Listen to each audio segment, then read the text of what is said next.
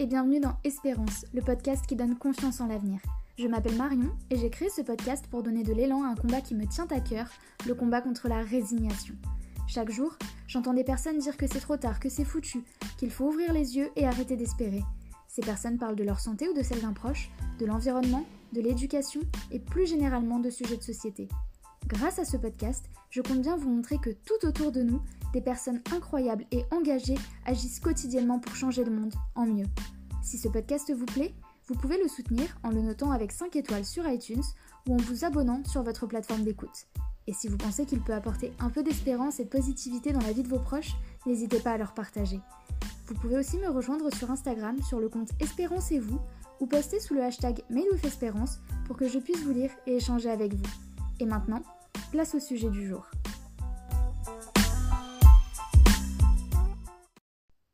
Bonjour à tous et bienvenue dans ce nouvel épisode dans un format un peu différent d'habitude qui, je l'espère, vous plaira. Aujourd'hui, je reçois Manon Baudry, une de mes amies dont le parcours m'inspire beaucoup. Durant cet échange, elle nous raconte comment, en suivant son intérêt pour la cause environnementale, elle a découvert le zéro déchet, s'est retrouvée présidente d'une association locale avant de décrocher le boulot de ses rêves dans l'ESS. Que vous soyez touché par la cause environnementale, en quête de sens dans votre travail ou en questionnement sur un engagement associatif, je pense que Manon vous apportera beaucoup de clés dans cet épisode. Vous retrouverez dans la description du podcast les liens vers les différentes entreprises et associations que l'on a évoquées, et si vous avez des questions à poser à Manon, n'hésitez pas à m'écrire sur mon compte Instagram, je trouverai avec elle le meilleur moyen de vous répondre. Je vous souhaite une belle écoute et je vous dis à la semaine prochaine.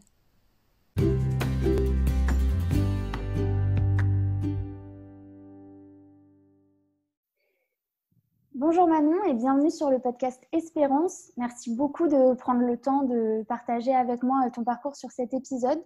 Je suis aussi ravie d'avoir une nouvelle fois une ancienne élève de Schema sur le podcast. Ça y est, ça commence à être un petit rituel. Donc écoute, je vais te laisser tout d'abord te présenter de la façon dont tu le souhaites à nos auditeurs. Bonjour Marion, merci beaucoup de m'avoir dans le podcast aujourd'hui. Donc, je m'appelle Manon Baudry, j'ai 27 ans. Et je travaille dans une entreprise de l'économie sociale et solidaire, EcoCO2. Au sein de cette entreprise, je suis chef d'un programme qui s'appelle 16. Donc, c'est un programme de sensibilisation aux économies d'énergie pour les TPE et PME dans les ZNI, c'est-à-dire les zones non interconnectées, c'est-à-dire tout le territoire français sauf la métropole. Et je pilote donc ce programme depuis maintenant 3 mois. Wow, super. Alors, est-ce que tu peux nous dire concrètement, c'est quoi ton job, par exemple, si tu as peut-être une journée ou une semaine type? L'avantage de ce travail, c'est qu'on a difficilement des journées types. C'est déjà une des choses qui me plaît, c'est parce qu'on fait beaucoup de choses qui sont variées. Et en fait, le programme que je pilote est un programme qui se déploie sur l'océan Indien, sur les Antilles et sur la Corse et qui est piloté au niveau national. C'est-à-dire qu'on va avoir des référents locaux qui vont aller sur le terrain, rencontrer les associations qui vont faire le programme pour nous, les entreprises et les acteurs de ces territoires. Et moi, je vais m'assurer qu'il y ait une cohérence entre le déploiement sur tous ces territoires-là. Même si c'est très important pour nous que ce programme soit décliné localement, on doit avoir une logique de déploiement global à faire aussi. Mon rôle, c'est aussi de me coordonner avec les équipes internes, donc les équipes de développement, de création de contenu, pour s'assurer que tout soit livré dans les temps et aussi s'assurer que de ne pas mettre des deadlines trop difficiles pour tout le monde et coordonner tout ça pour arriver au bon endroit, au bon moment. Super. Donc concrètement, là, s'il y a un résultat sur, je ne sais pas à quel terme c'est, 1 an, 2 ans, qu'est-ce que ça va apporter aux populations locales, justement? Alors, les entreprises auront l'occasion de s'inscrire dans ce programme et pourront bénéficier d'ateliers de sensibilisation, pourront bénéficier aussi de télémesures, c'est-à-dire elles vont pouvoir voir leur consommation électrique pour voir quelles sont les possibilités d'économie et on va surtout les aider à s'engager un petit peu plus, c'est-à-dire à aller dans le bâtiment ou à aller un petit peu plus dans la rénovation énergétique. Super. Donc vous êtes une aide, en fait, un support aux entreprises, justement, pour qu'elles puissent prendre de nouveaux engagements, éventuellement sensibiliser et puis elles aussi se rendre compte de leur impact et de comment elles peuvent contribuer au niveau énergétique. Tout à fait. Il y a de nombreux programmes qui font on va dire, de l'aide à la rénovation. Il manque un petit peu cette brique de sensibilisation pour vraiment les aider à passer le pas. Après, à chaque fois qu'on va se déployer, on va se déployer en fonction des contraintes locales. Le but, c'est de travailler en adéquation avec tous les autres programmes pour pouvoir faire quelque chose de cohérent au niveau du territoire. Top. Tu nous as dit que c'était une entreprise de l'ESS, donc ça fait quelques fois qu'on en parle sur Espérance. Est-ce que tu peux nous dire du coup, qu'est-ce qui te plaît dans ce travail, dans cette entreprise où tu travailles aujourd'hui?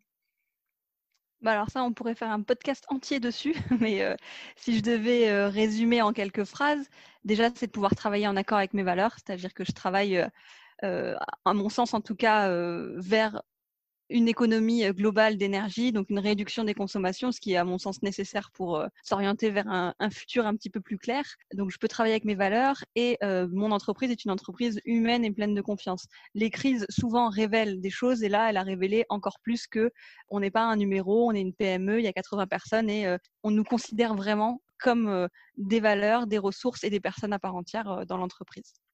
Ouais, tu parles de crise, je Après, précise juste aux auditeurs qu'on enregistre ce podcast à la toute sortie du confinement en raison du Covid-19. Mais vas-y, je te laisse continuer. Après, outre l'entreprise, j'adore les missions qui m'ont été confiées. J'aime beaucoup la coordination. Je faisais ça dans mon poste précédent, donc c'est vraiment quelque chose qui me plaît aussi à faire au quotidien, en plus d'être entourée par cette entreprise. Super. Alors, tu parles de ton poste précédent, du coup, travailler dans l'ESS, être sur des projets à dimension environnementale, tout ça, est-ce que c'est dans l'évolution de ton parcours professionnel, dans ce que tu faisais avant? Alors, ça fait presque 2 ans que je suis chez EcoCO2 et je suis rentrée en tant qu'animatrice pour le programme Moitié à l'école, qui est un autre programme de sensibilisation. Et j'ai évolué depuis 2 ans jusqu'à ce poste-là. Et avant, je ne faisais pas du tout ça. Je travaillais dans l'électronique et les objets connectés.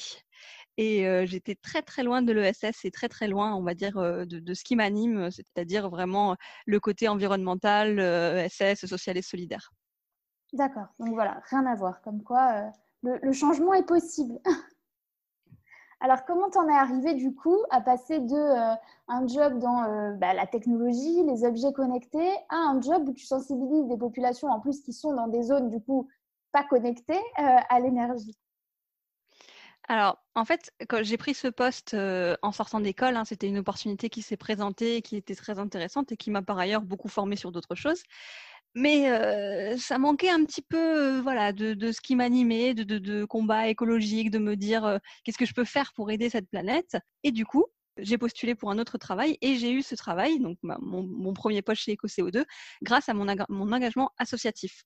En fait, il y a 2 ans et jusqu'à très peu, nous avons monté une association Biot Zéro Déchet qui est un groupe local de Zero Waste France. Et en fait, c'est vraiment cet engagement dans cette association, le fait que je faisais déjà des ateliers, j'animais des ateliers, que j'ai animé des petites conférences, que voilà, on faisait déjà un travail de sensibilisation en associatif qui m'a vraiment permis de décrocher ce poste. Parce que finalement, les compétences que je n'avais pas forcément dans mon CV professionnel ou dans mon parcours académique, j'ai pu prouver que si j'étais tout à fait capable d'animer des ateliers devant des enfants puisque je le faisais déjà autrement sous d'autres formes. Donc c'est vraiment ce parcours associatif qui m'a permis après de faire la balance entre mon ancien poste et mon nouveau poste. Ah, génial. Parce que je précise, il me semble que tu n'as pas le... C'est quoi? C'est le BAFA normalement pour animer avec les enfants, c'est ça? Alors, il n'est pas nécessaire d'avoir le BAFA, mais c'était un poste qui demandait un minimum d'expérience avec les enfants. N'ayant pas d'enfants, ayant fait des cours de maths quand j'étais ado ou des choses comme ça, mais n'ayant pas de vraie expérience approuvée là-dessus, c'est vraiment l'associatif qui m'a permis, on va dire, mon CV de sortir du lot et qui m'a permis de décrocher cet entretien. Alors, on va parler du coup un petit peu de cette expérience associative, puisque bon, nous, on a connu quand même le milieu associatif déjà quand on était en école de commerce, mais c'était beaucoup plus facile parce qu'on était encadrés, on était beaucoup. Là, donc, l'association Biot Zéro Déchet, est-ce que tu peux nous raconter un petit peu son histoire, comment c'est né et puis ton rôle surtout dedans? Bien sûr, alors c'est marrant puisque ça remonte encore un petit peu avant. Cette association, elle est elle-même née d'un autre projet. En fait, la ville de Biot et Univalom, le syndicat mixte des déchets ménagers de la région, avaient fait un défi zéro déchet où 50 familles pouvaient s'inscrire et être, on va dire, accompagnées dans la mise en place du zéro déchet. Et j'ai rencontré une personne qui s'appelle Lucie, qui est la personne qui gérait ce projet, qui m'a interpellée sur un stand dans une fête de village en me disant « Oui, super, ça, on peut s'y mettre ». J'ai signé et en fait, c'est comme ça que je me suis mis dans ce projet des familles zéro déchet. Pendant 6 mois, on a été accompagnés, on a eu des ateliers à peu près tous les mois, toutes les 2 semaines sur différents sujets pour vraiment démystifier ce zéro déchet dont on entend parler partout et dire en fait c'est tout à fait possible, c'est tout à fait faisable et c'est même très agréable. Et au bout de ces 6 mois, on aidait donc une 50aine de familles de biotes. On avait fini, c'était le projet passé à d'autres villes pour accompagner d'autres familles et on s'est dit bah c'est trop bête, on va pas s'arrêter là. Et du coup on a monté l'association. Donc moi on était un groupe de 5-6 personnes. Moi j'ai pris la présidence parce que bah, j'avais envie de m'investir et on a monté comme ça le groupe Biote Zéro Déchet, l'association Biote Zéro Déchet. Et du coup, c'est une association où on fait à peu près un atelier par mois. Donc, que ce soit des ateliers précis comme pour des bivraps, c'est un emballage alimentaire, ou alors de la lessive, ou alors juste discuter de qu'est-ce qu'on va bien pouvoir offrir à Noël, zéro déchet, de choses comme ça. Et on a aussi fait des conférences, des formations, enfin voilà, vraiment un groupe assez actif au niveau local. Effectivement, on remonte encore avant avec ce zéro déchet. Donc toi, en fait, quand tu es arrivé à ce stand, enfin que tu as commencé cet accompagnement zéro déchet, c'est quelque chose que tu pratiquais pas toi-même, mais c'est un peu ton attrait pour tout ce qui est responsabilité environnementale, etc., qui t'a poussé à aller voir par curiosité comment ça se passait, ce que c'était. Tout à fait, et ça m'a même je remonte encore une une case, c'est vraiment, un enchaînement en fait d'actions et de projets qui m'ont menée là où je suis puisqu'en fait, mon conjoint est végétarien et à l'époque je ne l'étais pas et en fait je me suis intéressée à l'alimentation et en voulant chercher des produits sains, je suis tombée sur une épicerie en vrac et c'est comme ça que je me suis dit: «Ah, mais peut-on acheter nos produits non emballés sous le plastique en supermarché?» Une réalité dont je n'avais pas conscience avant et c'est comme ça, en fait, que je suis rentrée par intérêt et par conviction dans le zéro déchet. Ouais. C'est marrant que tu remontes comme ça parce que c'est vraiment d'un intérêt, je vais pas dire d'une passion, mais en tout cas voilà, d'un engouement pour quelque chose, d'une curiosité, que de fil en aiguille, tu te retrouves à te questionner, à arriver dans le milieu associatif.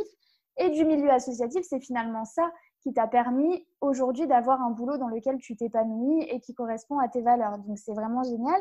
Maintenant, moi j'ai une question. Donc tu es présidente, enfin, où tu étais, tu vas me dire, d'une association, ça demande du temps. Aujourd'hui, tu as un boulot qui apparemment est très prenant aussi. Le zéro déchet, mine de rien, ça demande un minimum quand même d'engagement, de préparation. Est-ce qu'aujourd'hui, tu arrives toujours à être en cohérence à ce niveau-là, à avoir les mêmes habitudes zéro déchet que tu pouvais avoir avant d'avoir ce poste-là? Alors, pour répondre à ta première question, je suis toujours présidente de l'association Biote Zéro Déchet sur le papier, mais mes merveilleuses collègues de l'association ont repris vraiment la partie du travail que je faisais depuis quelques mois parce qu'effectivement, j'ai déménagé pour mon nouveau poste à quelques kilomètres, enfin quelques dizaines de kilomètres de Biote, donc je ne suis plus aussi proche. Et effectivement, j'ai moins de temps à y consacrer puisque finalement, ce que je faisais dans l'association, je le fais au quotidien. Et en fait, voilà, j'ai préféré ne pas continuer cet investissement, en tout cas pas en tant que présidente, pour pouvoir maintenir un petit peu mon équilibre aussi. Après, au niveau du zéro déchet, effectivement, j'ai moins de temps qu'avant. C'est-à-dire qu'avant, j'avais vraiment beaucoup de temps, beaucoup de place mentale aussi pour y penser, parce que mon ancien travail ne me préoccupait pas, enfin ne m'intéressait pas tant que ça. Et là, ça a vraiment changé, c'est-à-dire que je vis des journées assez chargées, j'ai pas mal de choses à penser et effectivement, je ne fais pas tout aussi bien qu'avant. Sachant que ce qu'on dit pour le zéro déchet et ce qu'on dit tout le temps, c'est qu'il ne faut pas culpabiliser. C'est-à-dire que chacun fait comme il veut. On n'a aucun intérêt à avoir 4 ou 5 personnes d'une association qui font du zéro déchet parfaitement. Ça, c'est zéro. Ce qu'il faut, c'est que tout le monde le fasse un petit peu. Et surtout qu'on améliore l'impact, notre impact et l'impact de notre comportement sur les autres. C'est-à-dire qu'il vaut mieux, à mon sens en tout cas, avoir quelqu'un qui fait du zéro déchet imparfaitement, mais qui va, par son engouement, convaincre d'autres personnes qui vont après le faire aussi un petit peu imparfaitement, etc. Et de toute façon, le zéro déchet, c'est quand même une route où quand on s'y engage, on peut difficilement reculer. C'est-à-dire que moi, il y a des choses que je faisais avant que je ne fais plus. Je ne vais plus m'acheter, par exemple, des flacons de shampoing. Je suis passée à mon shampoing solide. Ça me prend pas plus de temps. C'est parfait pour mes cheveux et je ne vais pas revenir en arrière. Après, peut-être au niveau des emballages, les choses comme ça, je fais moins attention qu'avant. Mais ça reste quelque chose d'important pour moi dans ma vie au quotidien et que j'arrive à concilier quand même un petit peu. C'est hyper important ce que tu dis parce que déjà, comme tu le disais au début, le zéro déchet, c'est quelque chose, c'est un peu un mot qui fait peur. Enfin, on voit, parce que c'est médiatisé comme ça. Quand on voit à la télé des reportages zéro déchet, souvent, c'est vraiment des gens qui sont, d'ailleurs, c'est souvent des parents au foyer qui sont vraiment à la maison tout le temps et qui ont tout mis en place pour avoir du zéro déchet dans toutes les pièces de la maison, avec des trucs auxquels on n'aurait même jamais pensé. Et quand on voit ça, on est téléspectateur, on se dit ouais, non mais moi je pourrais jamais faire tout ça, c'est pas possible. Et à l'inverse, justement, l'important c'est de montrer que c'est quelque chose qui n'est pas si difficile ou insurmontable que ça, qu'il y a des étapes, c'est comme tout. C'est vrai qu'on ne peut pas passer de rien du tout à tout acheter en supermarché sous plastique, à ne pas recycler, enfin j'en sais rien, à tout d'un coup, voilà, il n'y a plus rien et j'ai 3 grammes de déchets dans ma poubelle par mois, quoi. Donc c'est intéressant que tu dises justement que voilà, il y a plein de petites choses à faire, qu'on n'est pas obligé de tous faire tout parfaitement. Et surtout, du fait que en fait, on est tous humains, donc on a des variations dans notre vie. Toi, c'est un nouveau boulot. Il y a des gens, ça va être l'arrivée d'un enfant. Il y a d'autres personnes, ça va être un déménagement. Et il y en a plein. J'avais vu une vidéo YouTube là-dessus, justement, où une femme devenait maman. Et elle s'est fait... en fait, elle n'a même pas culpabilisé elle-même. C'est les autres personnes qui l'ont culpabilisée de plus faire autant qu'avant. Sauf qu'au bout d'un moment, chacun fait un peu comme il veut et comme il peut surtout. Et il ne faut surtout pas se rendre malade. Enfin, ce n'est pas le but d'être plus responsable écologiquement, de faire du bien à la planète. Le but, c'est pas qu'on se fasse du mal à nous en se flagellant, en se disant « Oh là là, aujourd'hui, j'ai acheté j'en sais rien moi, un paquet de riz au lieu de le prendre en vrac. » quoi. Donc, c'est très important que tu insistes là-dessus, je trouve, parce que c'est un des freins aussi, j'ai l'impression, à toutes les personnes qui n'osent pas se lancer ou qui ne savent pas par où démarrer. Et d'ailleurs, j'invite du coup toutes les personnes qui sont dans la région de Biot à contacter l'association s'ils veulent démarrer du zéro déchet, parce que c'est vrai que c'est une super idée parce qu'on est souvent perdu et on se dit bon comment je fais, et d'être accompagné comme ça par une asso, de faire des petits ateliers, c'est un bon moyen de démarrer. Tu parlais tout à l'heure du fait que vous animiez des ateliers, des conférences. C'est uniquement des particuliers qui vous contactent principalement ou comment ça se passe? Alors, ça qui est intéressant, en fait, quand on a monté l'association, donc on montait à suite du projet des familles zéro déchet, donc on était déjà sur un territoire qui était un petit peu engagé, et on a eu au fil des années, enfin des mois, énormément de demandes pour faire des ateliers, par exemple, dans une copro, pour tenir un stand dans une fête d'un autre village, etc. Et il y a une énorme demande pour ça. C'est-à-dire que tous les territoires demandent aux associations locales de faire des choses, de faire de la sensibilisation. Nos ateliers étaient souvent complets. Et donc, la seule chose qui nous manquait, entre guillemets, c'est le temps. Parce qu'en tant que personne qui travaillait à plein temps, on ne pouvait pas non plus assurer des choses en semaine ou des choses comme ça. Et donc, c'est là qu'a été important les autres bénévoles de l'association, ceux qui ne vont pas forcément s'occuper de l'organisation ou des choses comme ça, mais qui vont nous aider à monter des petits projets.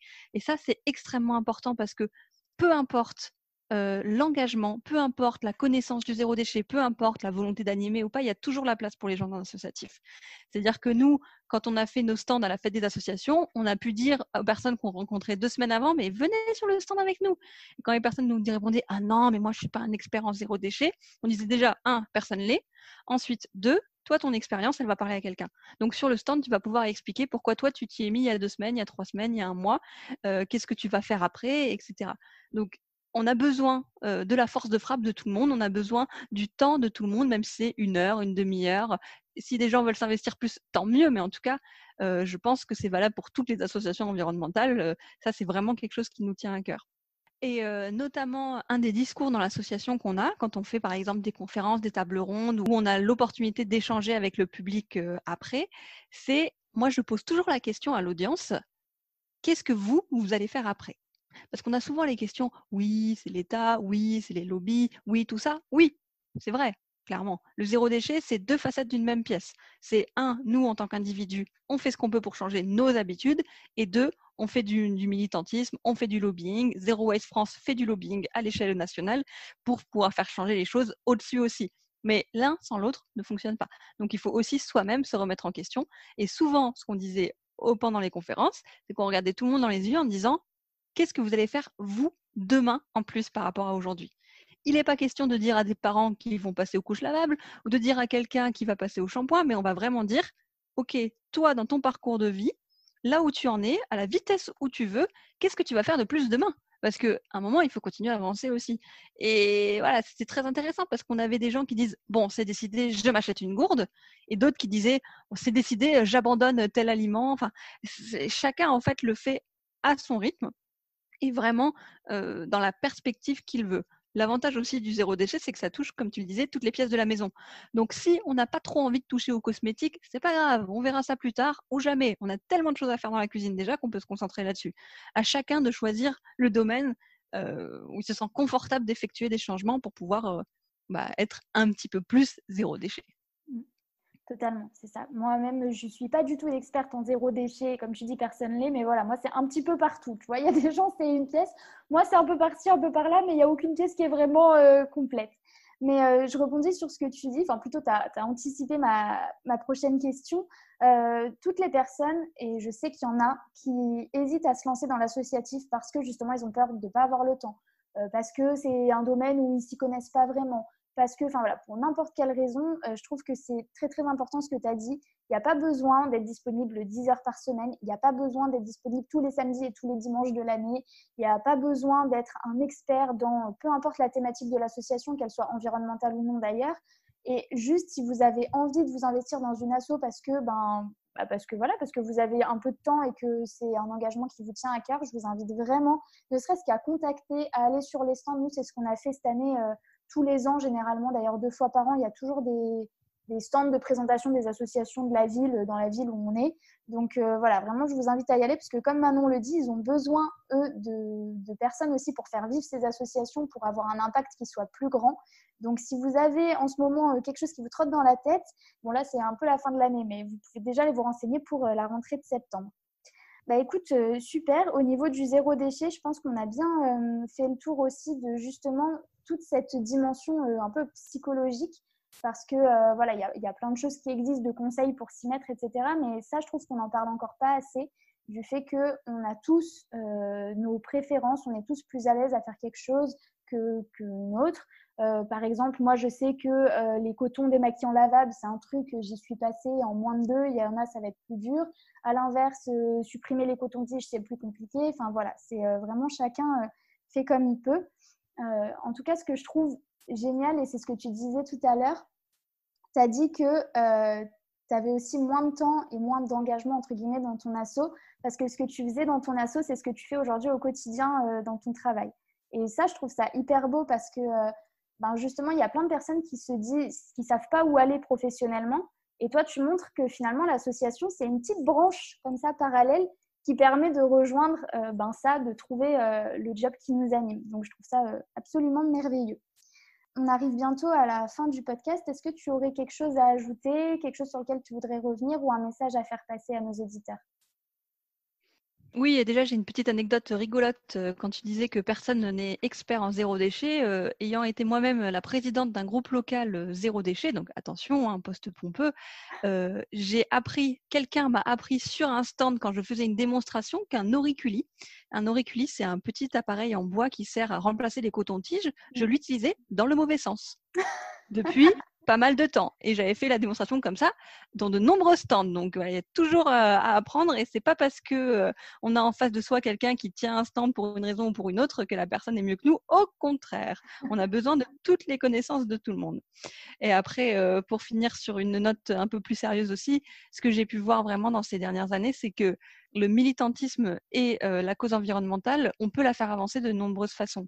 C'est-à-dire que quand moi j'étais jeune, je faisais le panda dans le stand du WWF puisque j'étais adhérente WWF. Ensuite, j'ai fait de l'associatif, j'ai fait des manifestations.